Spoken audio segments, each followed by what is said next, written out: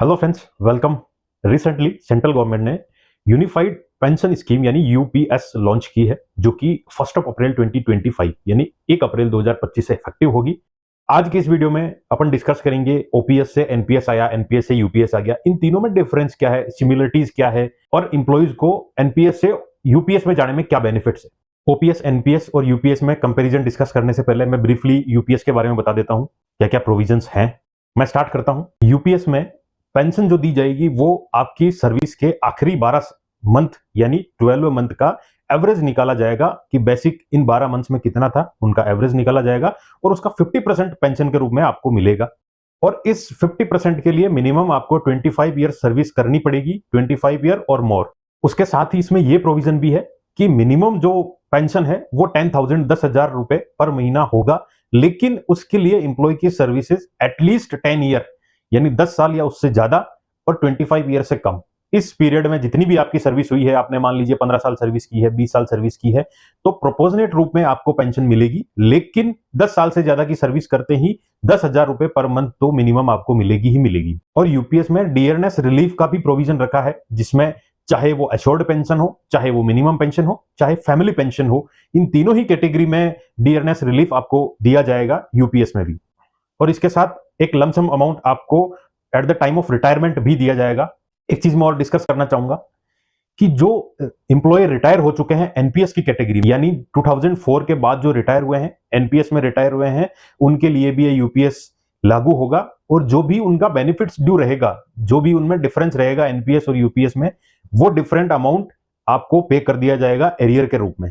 UPS में employee का contribution तो वही 10% रहेगा जो कि एनपीएस में था, लेकिन इंप्लॉयर का कंट्रीब्यूशन 14% से बढ़ के 18.5 यानी 18.5% हो जाएगा।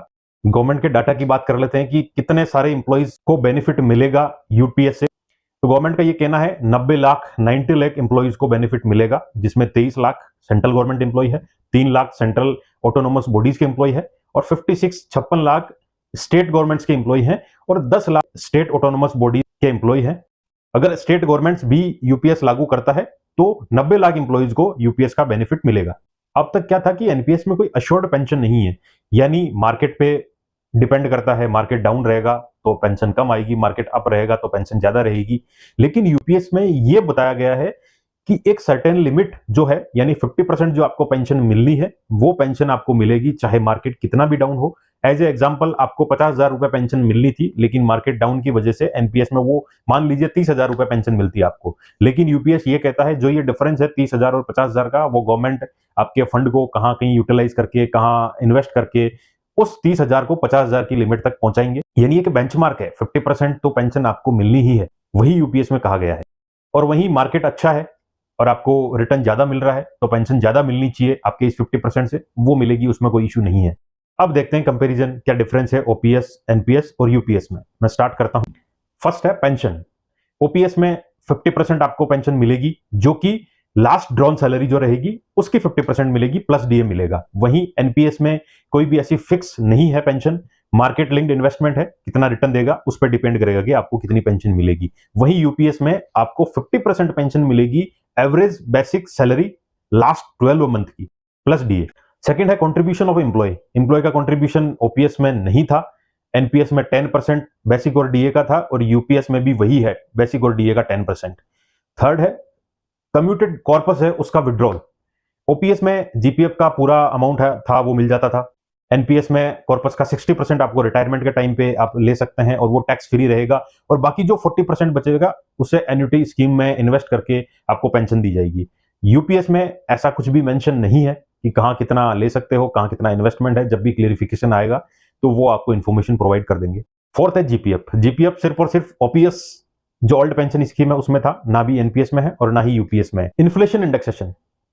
इन्फ्लेशन इंडेक्सेशन ओपीएस में था, यानी जिसे मैं डियरनेस अलाउंस या डियरनेस रिलीफ कहूंगा। ये इन्फ्लेशन जैसे जैसे बढ़ती है वैसे वैसे ये परसेंटेज बढ़ते जाते हैं, जो कि अभी 50% है, वो ओपीएस में भी था और यूपीएस में भी है, जबकि एनपीएस में ऐसा कोई प्रोविजन नहीं था।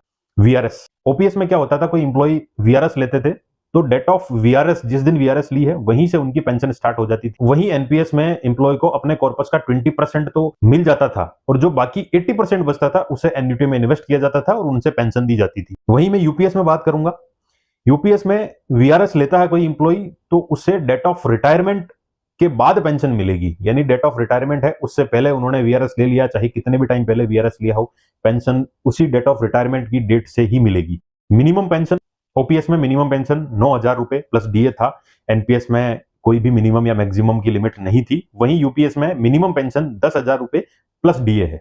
Family pension, old pension scheme में फैमिली पेंशन थी 60%। एनपीएस में ऐसी कोई लिमिट नहीं थी कि फैमिली पेंशन कितनी दी जाएगी, लेकिन अभी कुछ टाइम पहले फॉर्म 1 भी भरवाया था सेंट्रल गवर्नमेंट एम्प्लॉय से, यानी एम्प्लॉय की डेथ 60 ईयर एज से पहले हो जाती है तो फैमिली को जो पेंशन मिलेगी वो बेसिक की 50% दी जाएगी। लेकिन 60 ईयर के बाद, यानी एम्प्लॉय 60 ईयर की एज क्रॉस कर चुका है, हालांकि वो उसकी डेथ पहले हो चुकी है, लेकिन उसकी जो एज कैलकुलेट की जाएगी वो 60 ईयर से ऊपर निकल चुकी है, तो फैमिली को पेंशन 30% मिलेगी। वहीं यूपीएस में पेंशन का प्रोविजन 30% है, 30% पेंशन दी जाएगी। और जो कोई भी क्लेरिफिकेशन आता है गवर्नमेंट की तरफ से, नोटिफिकेशन आता है या फिर कोई भी इंफॉर्मेशन आती है यूपीएस, एनपीएस, ओपीएस से रिलेटेड, मैं मेरे चैनल पे प्रोवाइड कर दूंगा, आप वहां देख सकते हैं। और इनकम टैक्स डिपार्टमेंट से रिलेटेड बहुत सारी इंफॉर्मेशन मेरे चैनल पे आपको मिल जाएगी, वहां आप देख सकते हैं। और इन्फॉर्मेशन लोगों तक पहुंचाने के लिए आप वीडियो को शेयर भी कर सकते हैं, चैनल को सब्सक्राइब भी कर सकते हैं।